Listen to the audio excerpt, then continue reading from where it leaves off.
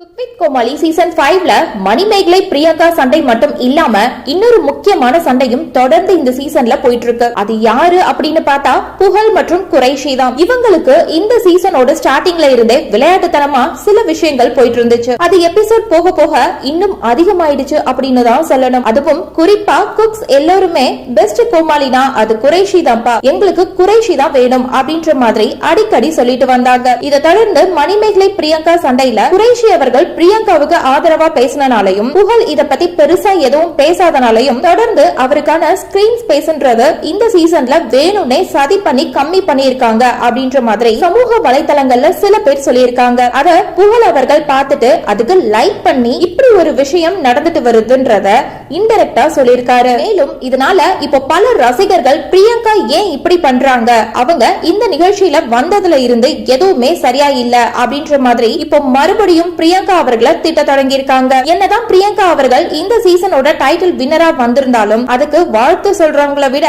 பேசுறவங்க தான் அதிகமாயிட்டு வராங்க. மேலும் இந்த புகழ் குறைஷி பிரச்சனையை பத்தி ஃபைனல் எபிசோட்ல அவங்க ரெண்டு பேருமே பெருந்தன்மையா ஒருத்தர் விட்டு கொடுக்காம பேசியிருக்காங்க. ஆனாலும் குக் வித் கோமாளினா புகழ் தான்ப்பா அப்படின்னு இவ்வளவு சீசனா இருந்தது.